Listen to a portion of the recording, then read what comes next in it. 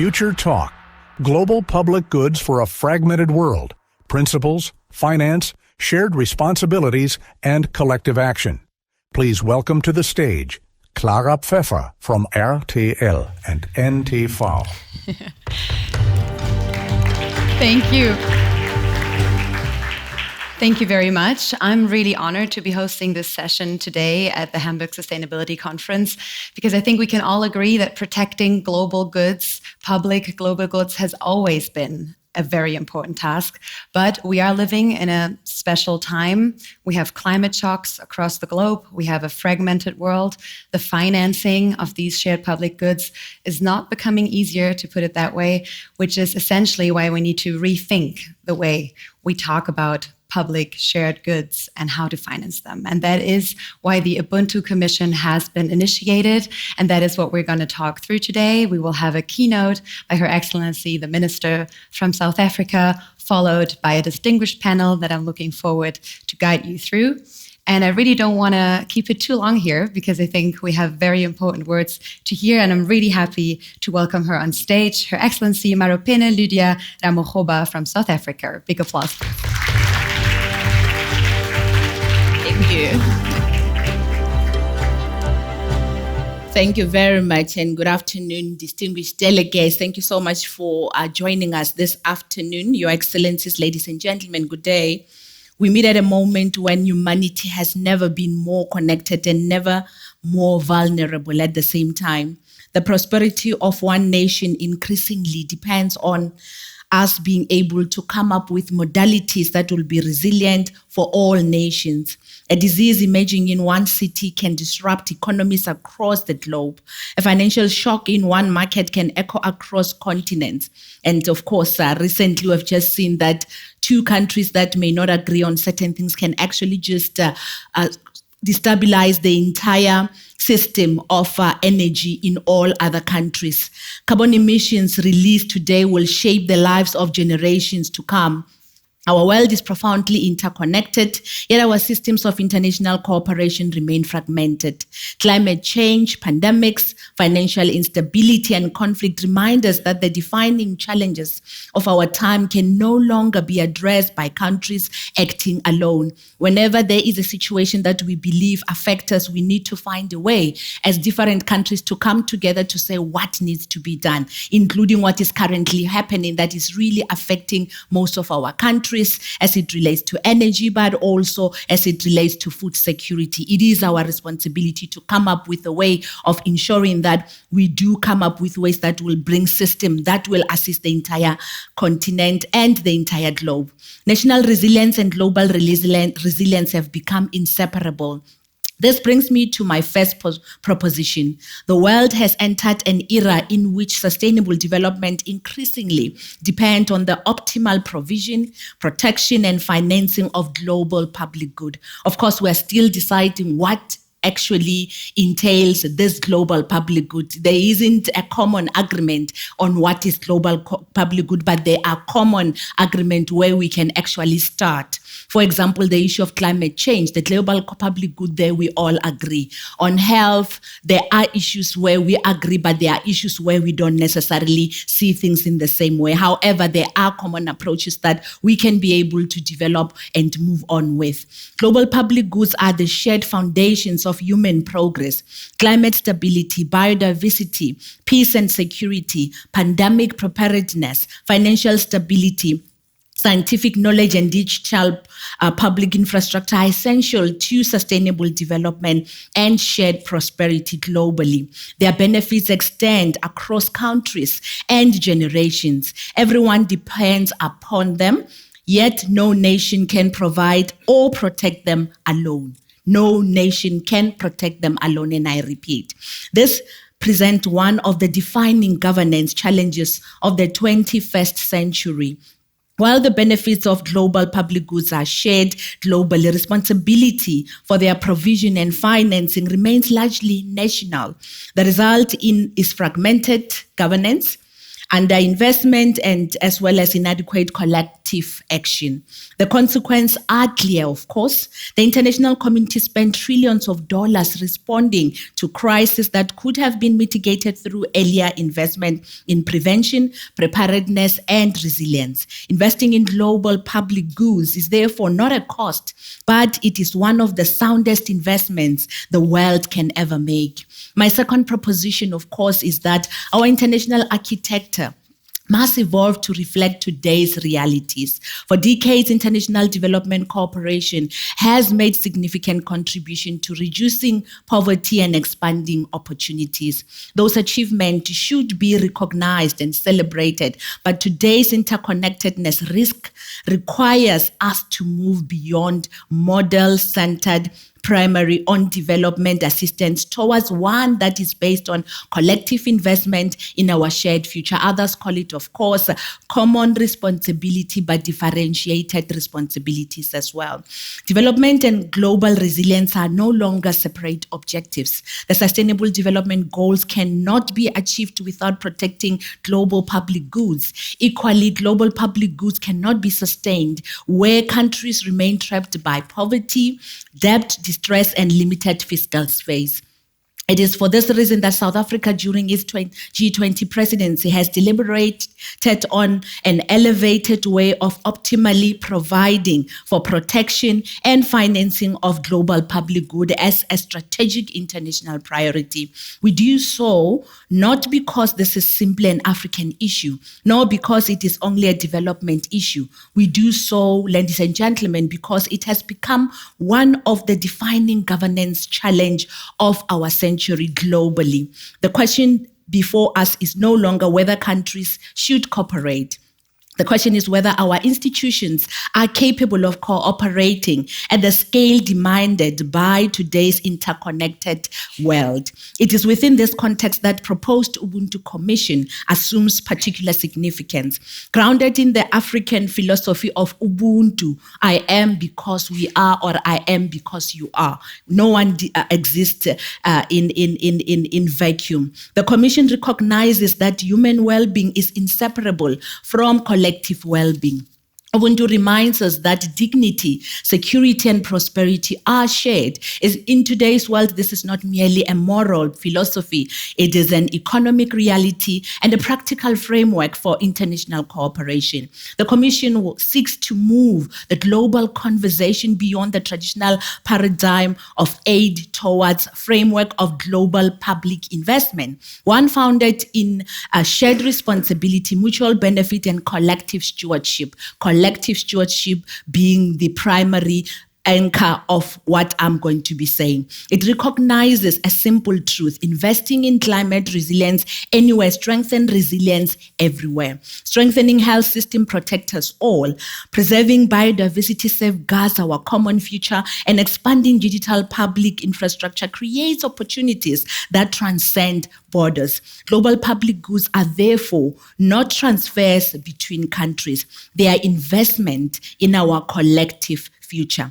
The Ubuntu Commission is founded on a renewed social contract for international cooperation, one built on shared humanity, equitable participation, respect for national sovereignty, inclusive multilateralism, sustainable financing, as well as accountability and a just transition. Accountability is also very important. These principles, of course, challenge us to move beyond outdated distinction between donors and recipients towards a world in which every country contributes according to its capacity, participates in decision-making, and shared fairly in the benefits of collective action. Distinguished delegates and colleagues, the greatest challenge confronting the international community today is not simply climate change, pandemics, or financial instability. It is the fragmentation of our collective responses, and I think this has been echoed from time to time in all the sessions that we have been in. Even sessions that we have been in last year, we have heard about this. We possess unprecedented scientific knowledge. We possess possess extraordinary technological capacity. We possess immense financial resources. We even possess a lot of many other commissions that are there. Yet too often we lack the institution and political resolve required to bring this strength together. The Ubuntu Commission, as a result, challenges us to replace fragmentation with coherence, competition with collaboration, and short-term crisis management with long-term stewardship. Its success will not be measured by the number of reports it produces. It will be measured by whether it helps to build institutions, financing mechanism, and governance arrangement capable of matching the scale of agency of the challenges before us. In many other countries, most especially the developing countries, in particular the South or the global South, we find that what is needed the most is actually capacity to strengthen governance. It is for this reason that we really do believe that building state capacity and general capacity in society and the institutions that are responsible is quite important. History teaches us that humanity's greatest achievements have emerged not from isolation, but from cooperation. We must build institutions that faces its own defining responsibilities. We must also making sure that institutions that recognizes that prosperity cannot be sustained without sustainability, that security cannot be achieved without solidarity, and that development cannot endure without collective stewardship of the global public goods upon which all humanity depends on. Future generations will not judge us by the magnitude of the crisis we inherited. However, they will judge us by what we have been able to do and whether we had the foresight and the courage to build institutions capable of confronting all these other issues together. Let us therefore move from fragmentation to partnership, from competition to cooperation, from short-term reaction to long-term stewardship. I must just maybe just share this. When I was a bit young, I haven't been this old forever. I was once young in my long time ago. And I was active, of course, politically on grassroots level. And there was one thing that kept us going. The generation before me had always said that freedom in our lifetime, a victory is certain. We had to come up with our own clarion call as young people to say, what is going to be our responsibility? And we were led, and the reason I'm saying this is because we have to decide here, because we are the generation now that needs to come up with solution. I would like to quote from one of the things that have led us and kept us going.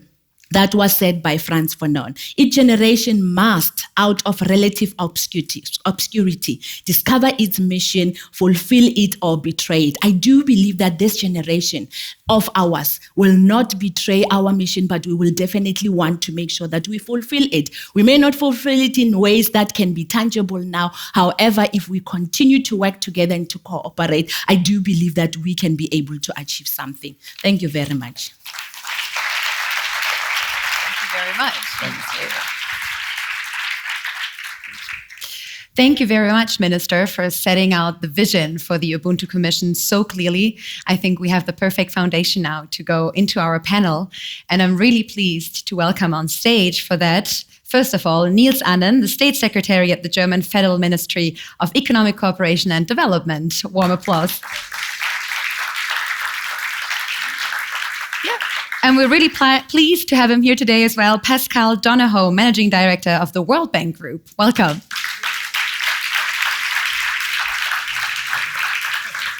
And last but not least, Nardos Bekele-Thomas, the CEO of the African Union Development Agency. Welcome.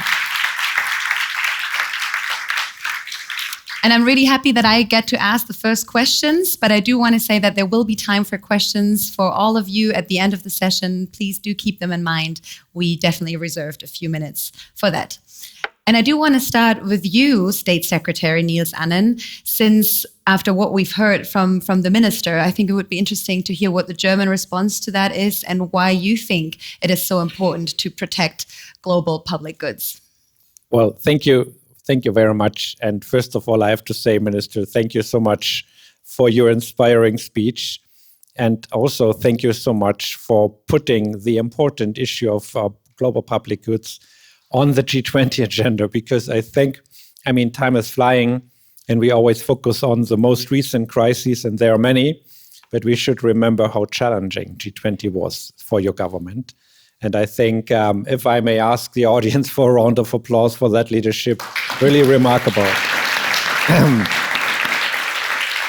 And I think you also paved the way a little bit, and we in Germany, Development Cooperation Ministry, but our government, I think we felt that we could really add to that what you have been putting on the agenda. And we will have hopefully some time to discuss more in detail. But global public goods is not just a slogan. I mean, it's really what I think drives us here in Hamburg, but what is at the end of the day the foundation for our prosperity, for life in freedom and stability. So you mentioned, I think, the issue of climate, biodiversity protection, global health, which is increasingly, I think, also accepted as an aspect and a direct nexus between those, and the question of how can we achieve more stability and peace. Because otherwise, I think, our systems are already under pressure. The development and humanitarian systems are operating on the verge of they can achieve. So we need to move forward on that. I very briefly want to say that what we tried over the last years in BMZ together with our partners, and I'm happy that my colleagues here are sharing the stage with me because your organization matter in that regard, because protecting global public goods is something that you can discuss, but here in Hamburg it's about concrete results. So we need to identify the international actors that can really provide the support to tackle global challenges. And I think that it has been very important for us, for example, to work with partners to put the issue of global public goods at the center, also at the World Bank, for example. That we have been working deliberately to also make more room for concessional finance. This is easy to say, but requires hard work. So also to convince international financial institutions to open up for a little more risk-taking, which has already unlocked additional capital. And I think that was very positive. I also want to mention, and again, the question of health. I mentioned, Minister, that time flies and we tend to forget a little bit what lies behind us. But let us remember the COVID response. And to be honest, I think if you would ask my fellow citizens here in Hamburg, there's some memory on COVID, not a very pleasant one, but people moved on. But even in our economy, we can still identify some of the impacts. And in many of our partner countries, that has been very, very visible. So I want to maybe together remind us, I know it was not a perfect response, there's a lot of legitimate criticism, but we have been able also, again, with the G20-backed instrument, COVAX, some may remember that, also to mobilize additional finance. And we also tried then to really make sure that there's a structural investment in our partner countries' ability to respond. And I mean, Ebola all of a sudden made it to the German headlines, at least. It's much more an issue in the affected countries. But I think there's a direct connection to the way people perceive also global and international politics, where we can and where we must respond. So that global cooperation is not an abstract topic for us. It's a very concrete one. And so I'm very happy to share the stage here with my colleagues. And thank you all for your attention to that very important matter.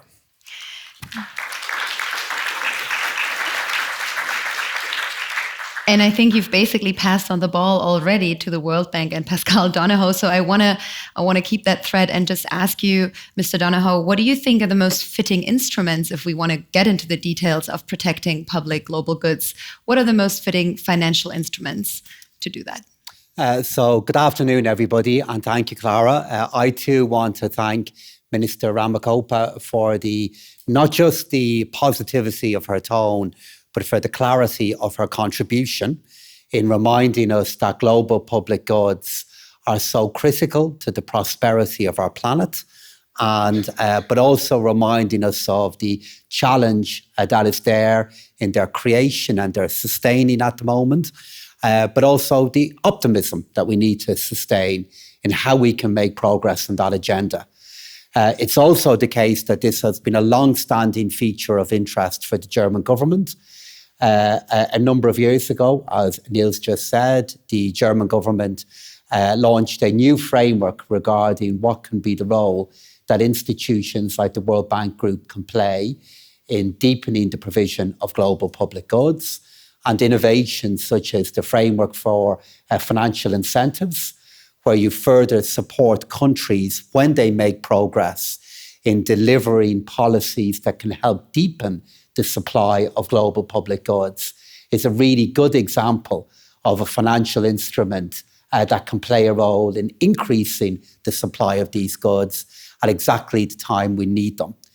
In relation to what other instruments are there, all of the speakers so far have acknowledged the critical importance of climate and how important that is as a test for how we can better organise the supply of public goods. From the point of view of the World Bank, what we've been working very hard to do is to look at how we can embed our climate work into all of our development work and use our development work as a way of making progress on this demanding and very, very important agenda.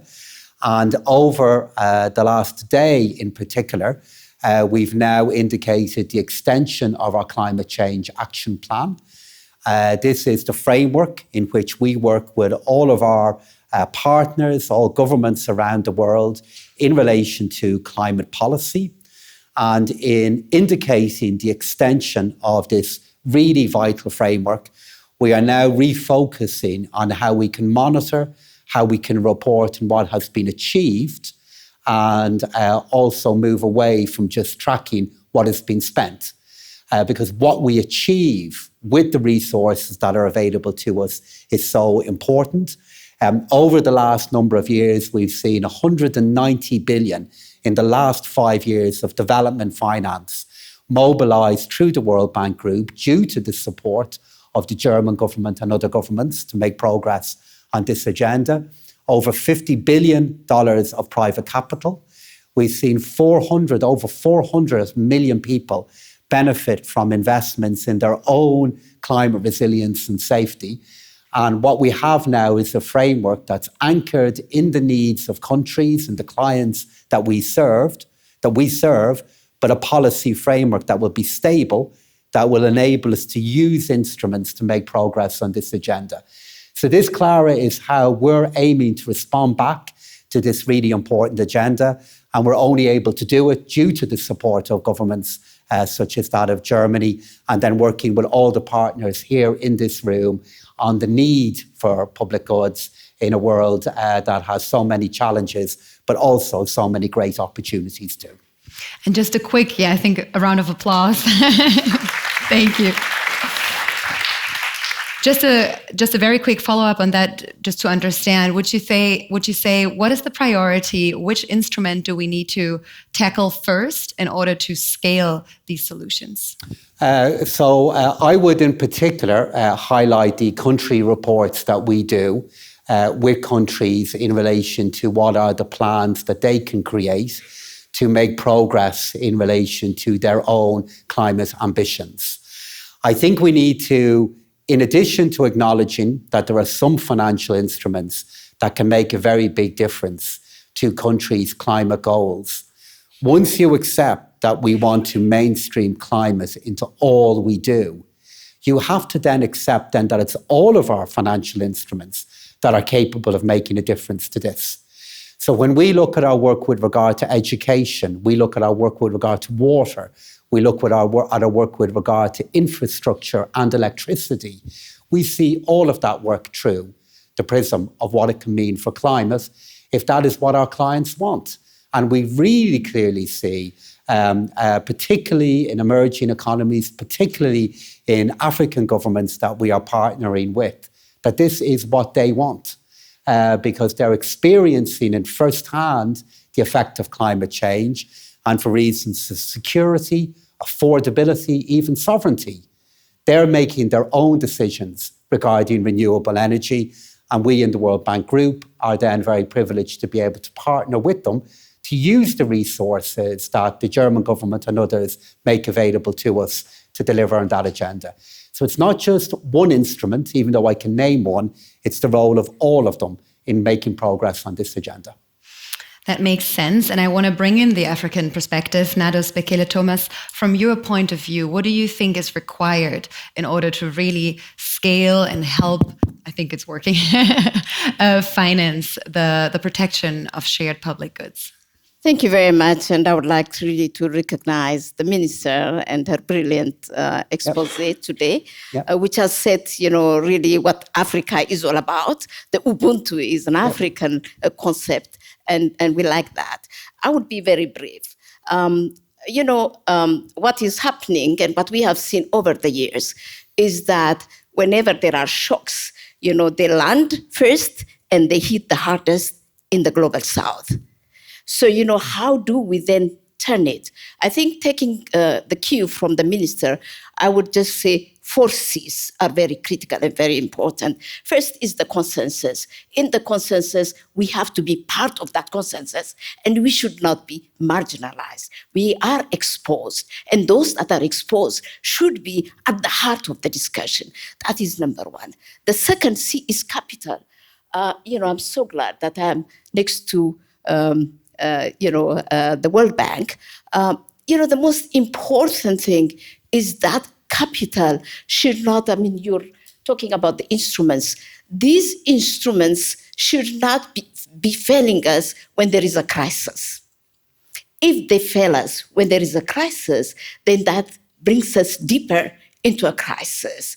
And, it affects the whole world. That is the instrument that we want.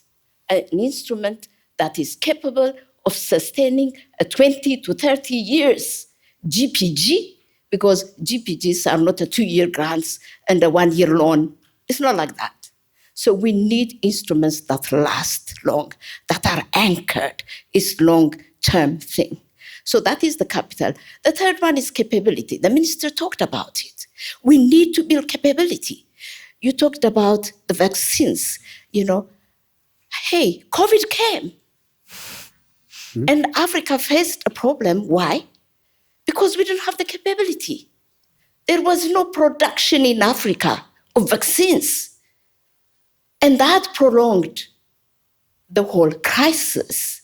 So we need to really build capabilities, capacities, manufacturing, and all this. Industrialization should be really sort of in a way to be everywhere. We need that support. And it's not charity. And I've been talking to my German friends. We're talking about de-risking. We're talking about de-risking. We are talking about really investing in the future. So, our mental framework should change, and we should look at all these as a de-risking instruments. And that's what in the African Union Development Agency, we're no more talking about grants, we're talking about de-risking instruments, and we sit with our counterparts and we say, what is the mutual interest here? What is your interest in Africa? Let's be open about it. Even the charity, there is always interest behind it. So let's put it in the open and discuss that. And the third C is actually the control. We have to really have representation. International peace and security is a global public good. We have to have the seat there. All multilateral organizations marginalize, the South. We have to have representation there. We have to have our voice. And the rules should be a common rules for all. So, these are the 3 C's. And the last C is actually, I said, consensus, capability, capital, and the last C is control. Yeah? Accountability and control. We should be there. So no one should control us. We should be able to control. We should control each other. That's where the solidarity in the Ubuntu comes. I'll stop here and, I'll give room for discussions. Thank you. And I will pass this one on to Niels Annen, because I think most of these, or definitely all 4 Cs, feed into the Ubuntu Commission and the principles of the Ubuntu Commission. And now the question is, can the Ubuntu Commission also help stabilize these and make them a long-term project? Because I think that really stood out very clearly from your words. And in a world where political stability is rare, let's put it that way, how do you think can the Ubuntu Commission help to stabilize these instruments? Well, first of all, I think it's very good that we have the Ubuntu Commission, the initiative. We launched the South-North Commission today here in Hamburg. We saw other initiatives coming up, and some representatives are here. So maybe if I can use that that I'm having the microphone right now, just to say, yes, there's a lot of pressure right now on international engagement. Our ODA is going down, which is not a good development. Unfortunately, in the global north, this has become a pattern. Although I might say Germany remains, even with the cuts, the biggest bilateral ODA contributor, and we are proud of that. But the tendency is concerning. So we should be clear about that. But we should also be clear about that there are many new ideas, there are initiatives, and in fact, we are already building alliances. And I think with very strong partners. Former Chancellor Scholz and former President Chinchilla made that clear today, that the world is changing and partnerships are evolving with very strong, reliable partnerships. And I can very much rely on the 4 Cs. And I think that if I look at our development cooperation, there are lessons to learn here. I mentioned COVID because I know that the perception, especially in Africa, has not been positive. Although I might say that for my country, we provided billions of euros. And of course, we ask ourselves, did it reach especially those who are really in need? The last mile was always a problem. But Excellency, I think I can also mention that we contributed to capabilities in Africa for the production of vaccines and now other medical products as well. But at the end of the day, those kind of investments need to be profitable. The question of de-risking is correct. I think we are also supporting African lead initiatives for risk mitigation and insurance instruments. So it's a long way, but we are on this way. And as you very rightfully ask, what is the interest of a country like Germany, for example? We have a very clear interest. The African countries constitute our neighboring continent. If I look at the average growth projection, it would be fatal for Germany's very much export-driven economy if we would not be present. And we are very much underinvested. There are many reasons for that. And sometimes there's too much risk. People are not willing to take sufficient risk sometimes, no, but sometimes conditions are also not conducive. So this is something where we need to work, where we need to establish policies. And that's why I think also the Ubuntu Commission, the South-North Commission, many other initiatives can provide the basic confidence, trust, and partnerships that we need to move forward. And I'm very happy that we're having that discussion here at the Hamburg Sustainability Conference. So, Pascal Donohoe, Niels Annen said we're on the way. What does it need to pick up speed on that way? Because I think that is definitely something that we need in these times. So I would highlight 3 qualities that I believe will be important in the time ahead. The first one is persistent focus. And that's why convenings like this are so important for partners to have the opportunity to engage with each other, to look at how we can deepen cooperation. Because in a world in which there are so many challenges that we are familiar with, to have the opportunity to engage in a face-to-face and regular way with partners, I believe will have greater value in the time ahead. The second feature I would indicate is moving to outputs, moving to what we are actually achieving. From our point of view within the World Bank Group, working with colleagues here within this room, it's no longer just about the volume of money that is spent, particularly, as Niels has just said, with the pressure on budgets. It's what that money is achieving. So how many more people are we connecting to electricity in Africa? How many more people have access to safe water? How many more young girls and boys have access to primary health care within their own communities? So outputs. And then thirdly, using that transparency and outputs to make the case for the funding that is needed. So to allow ministers, to allow civil servants to be able to acknowledge the competing pressures that are there with regard to resources, but use a more transparent way of thinking about outcomes to make the case for those resources. And that's one of the themes of this conference. And I hope this will add to the momentum that I believe is there. And then to see somebody of the eminence of Chancellor Scholz leading this new North-South Commission, I believe will only add to the work and to the ambition that we'll be able to deliver in the years ahead. Let's hope so very much. And Nardos, Bekele-Thomas, before we move to the questions from the floor, I just want to give you the chance for one last reaction, because you said you've spoken so much at this conference already after listening to also what has been said in this session so far. Where do you think is the biggest mismatch between the principles and the implementation that we see? Yeah, thank you very much. This has always been, in the past, the unfulfilled promises, which I call unfulfilled promises, that create so much anxiety and tension between the North and the South. And we completely forget that this North and the South is in our heads. Yeah. Look at, the football team. And I was watching France and Senegal. And you would think that the France team is Senegalese. It's black, right? In most of all this, really the world is converging. The world is interlinked, intertwined, whether we like it or not. So we just have to have that mind shift. And really, promises are to be fulfilled.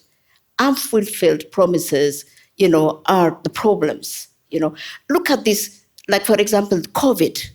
The SDRs, I'm sorry, I'm not, coming to you because you're my friend, actually. We get so much support from the World Bank. But, the SDR, $650 billion, allocation. And how much did Africa get? 5.2% of it for 54 countries. Is that fair? All these things that we're saying should really, end to be tangible actions. Okay. And we should hold each other accountable. And we should be open to each other, because our destiny is, in any case, whether we like it or not, intertwined, and we're the same. And I like what you said. Without Africa, there is no market. Listen, we constitute the biggest population in this world. We will be in 2050, half the population. We start doing the work today and not wait until the crisis comes. Thank you very much. Thank you.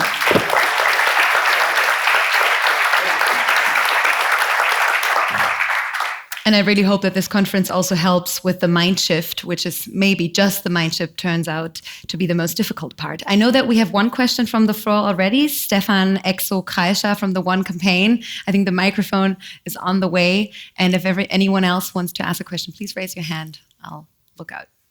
Thank you very much. Stefan Exo Kreischer. I lead the work of the One Campaign in Europe. I agree with basically everything that you said on the panel. Very important. I just would like to drill down on one element you also mentioned, that Secretary Annen.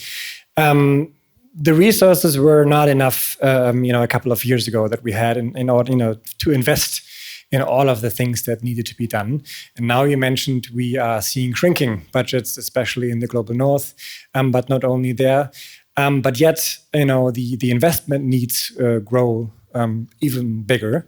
How do we ensure that this blanket that is just already too small, is not being pulled away from the hard investments that are necessary. The ministry says we need to be more efficient with our money. I think the World Bank speaks about smart development.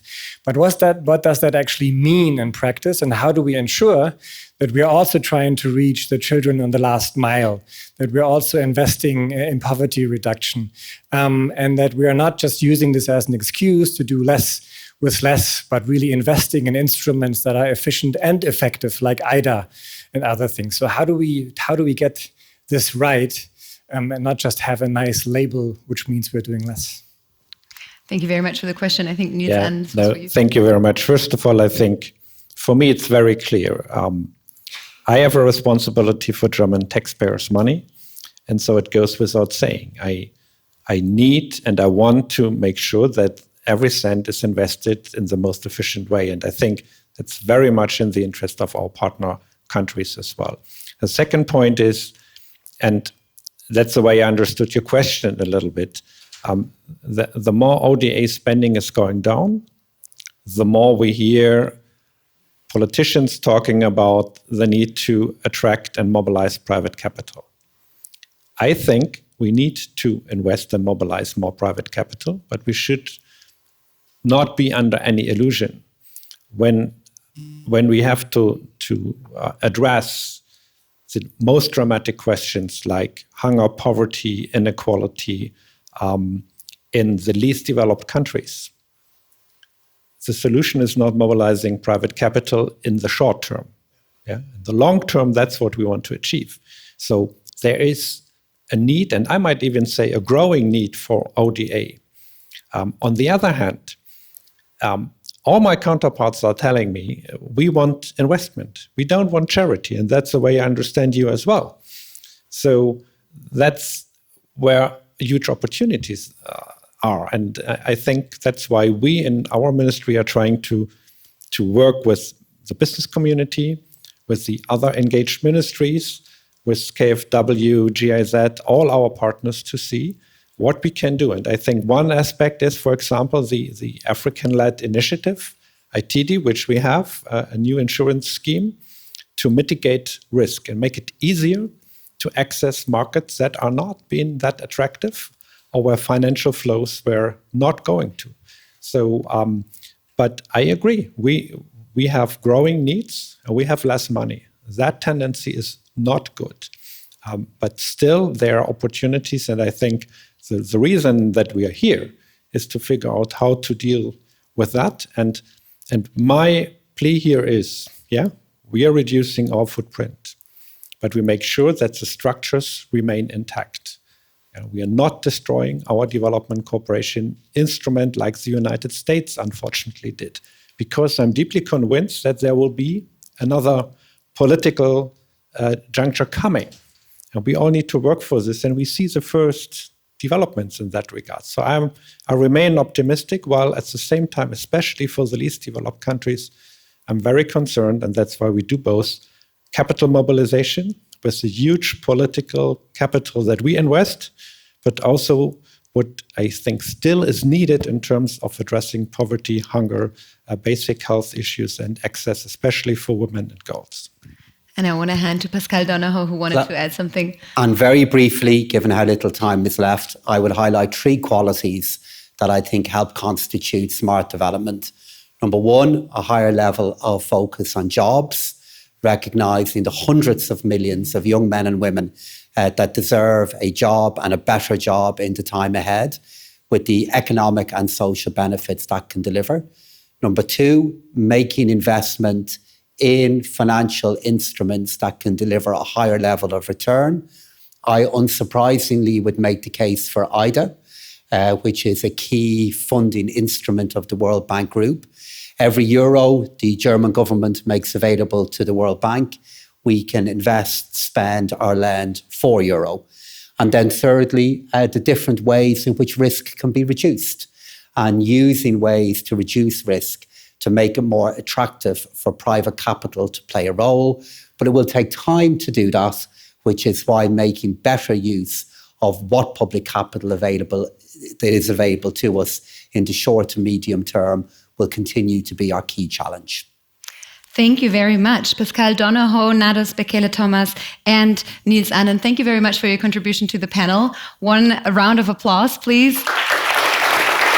And I do want to invite you to go back to your seats, because we do want to take the chance to hear one last closing remark of Her Excellency the Minister, if you still want to.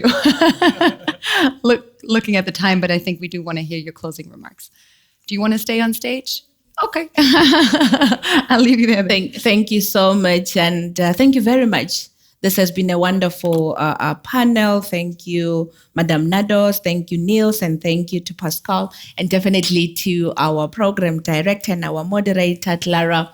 But most of all, let me thank the government of Germany, plus the Hamburg Sustainability Conference, for making sure that we are able to come here and talk about the future that we want to see and what we need to do.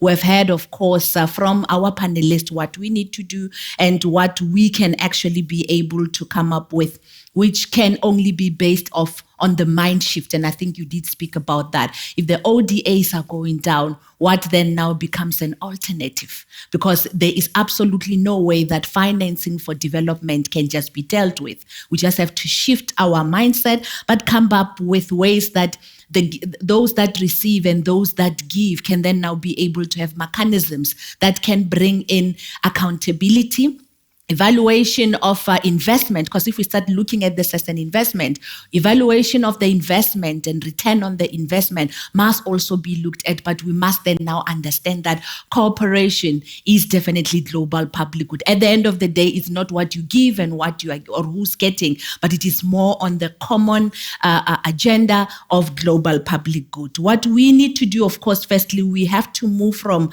the aid to genuine partnerships. I think that's what we have had here and is quite important. But secondly, financing must become fairer, more predictable, and better aligned with countries' development priorities. The national development plans of different countries becomes important. As a result, what Madam Bekele has spoken about, the issue of capacity, becomes important in that regard. And thirdly, we need to find innovative ways of financing mechanism that mobilizes public resources, private investment, and multilateral financing that must work together. We can't replace the other. So having said that, let me say thank you very much for the questions. Thank you very much for also the participation. And we're looking forward to many more years of developing the Ubuntu Commission, because it won't end today. We don't have a year. We'll probably take 2 or 3 years, because it will take a lot for us to get a real agenda that we can all own, because common ownership of what will be doing is what is at the center of everything. So thank you very much.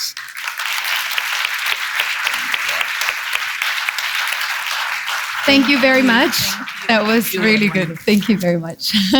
And thank you also very much for the engaged discussion and for listening to this session. And I wish you a wonderful rest of the conference. Thank you.